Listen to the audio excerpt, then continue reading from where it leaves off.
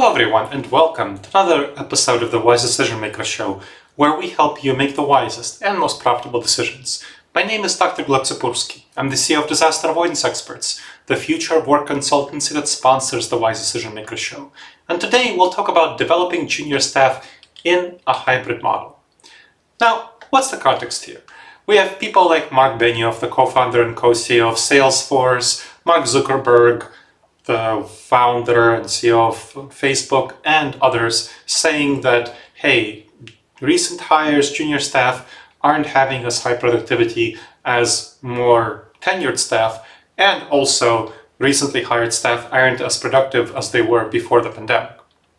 So Salesforce, Facebook, and so on offer flexibility, but the leadership is worried about junior staff's development and integration into the team, since they haven't yet learned company systems, policies, and practices, and so there's a concern by the leadership about flexibility harming junior staff integration.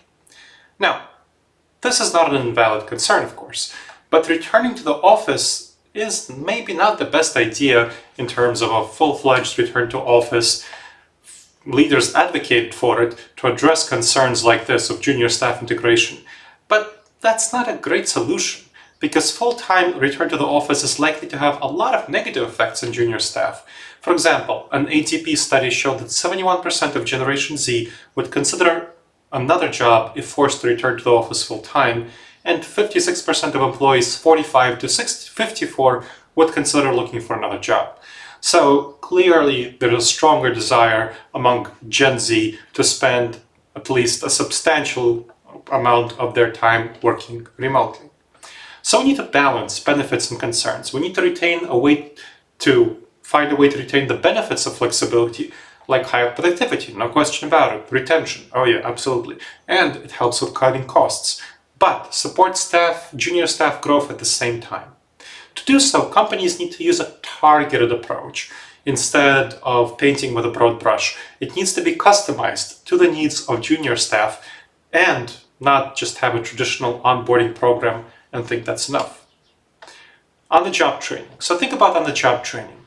It's key to have an on-the-job training program that accounts for the needs of staff working in a hybrid modality, that involves senior staff working with recent hires to quickly respond to their questions and concerns, which is the essence of on-the-job training.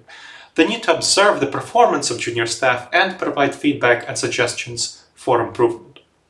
The solution is a hybrid on-the-job training program, where newer staff come to the office more often than most staff, but only for a good reason, where they work on their individual tasks in the same office space as a senior staff member who can provide them with guidance on their work. In a small group setting, so not having all the senior staff come to the office, but having individual senior staff come to the office to work in a small group setting with junior staff. So hybrid on-the-job training is best done in small groups, where one senior staff is specifically dedicating their time to training 6 to 8 junior staff. And you want that minimization of demands on junior staff, and you want them, when they come to the office, to know that, hey, I'm not going to be so efficient on my own work, I'm going to be focusing on mentoring, training junior staff. And then also junior staff in that small group setting get benefits from peer-to-peer learning, because junior staff will sometimes answer each other's questions, with senior staff providing answers and explanations as needed. So peer-to-peer learning, when you look at adult learning, is incredibly important for adult learning. I've helped 24 companies transition to hybrid work, figuring that out, the return to office, and in 22 of the cases, we set up mentoring programs. We set up on-the-job trainings and mentoring programs. So this is very important to do. The challenges and considerations. On-the-job training does impede the efficiency of senior staff, as I mentioned. So it needs to be the focus of senior staff when they come to the office. They should not assume that they'll be able to be highly productive doing their individual work. It requires them to come to the office and work on their tasks. So requiring them to come to the office, commuting, takes away from their productivity. The distractions take away from their productivity. So it should be considered in their performance evaluations as an activity they do as a service to the company. Training responsibilities should be distributed among a number of senior staff known as good-on-the-job trainers, so that they're just not going to be able to all pile on to one senior staff member who is known as a great trainer and who just gives of their time. That's not great. Especially, honestly, this is a gender issue. I've seen women spend too much time on this work when it was considered to be non-promotable work. It's just service work. So it really needs to be distributed and having gender considerations in mind, and it needs to be considered for performance and promotion. Now, you also need to mentor junior staff. It's a separate and distinct opportunity to develop and integrate new employees, which complements onboarding. Onboarding is generally the first 90 days. Mentoring is the first 3 to 5 years. It should be face-to-face if possible, especially early onward in the relationship, to develop a relationship that helps build trust and allows recent hires to be more vulnerable.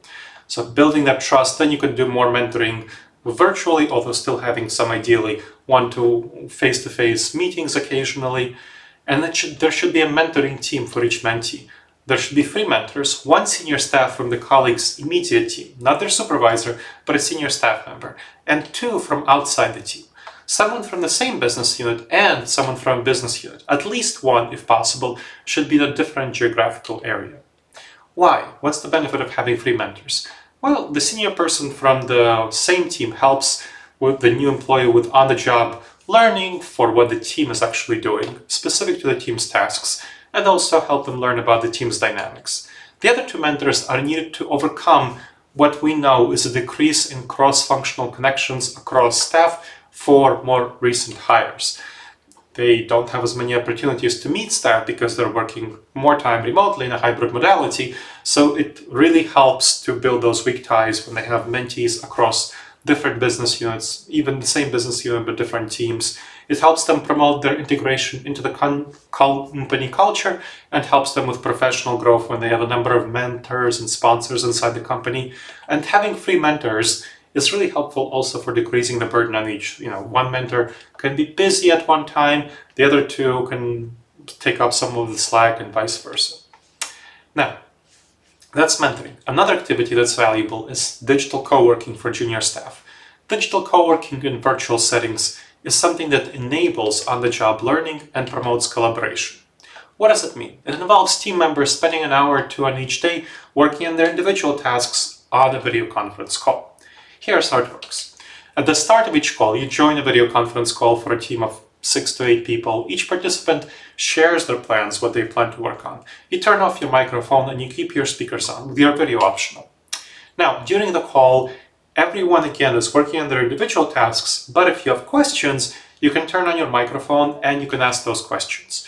In the case of questions, more experienced team members, of course, will respond. They can use screen sharing or a virtual whiteboard to share what's going on. So this really helps get junior team members onboarded, learn about what the team is doing, and helps them build bonds. It helps the whole team build bonds and connect and collaborate with each other. But it's especially helpful for junior team members to learn how to complete tasks, to learn how the team dynamics work.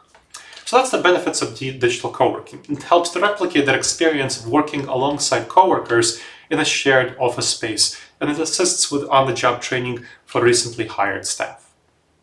All right, everyone. So here are the key takeaways on supporting the development of junior staff. Mark Benioff and Mark Zuckerberg's concerns about junior staff in a hybrid setting are valid.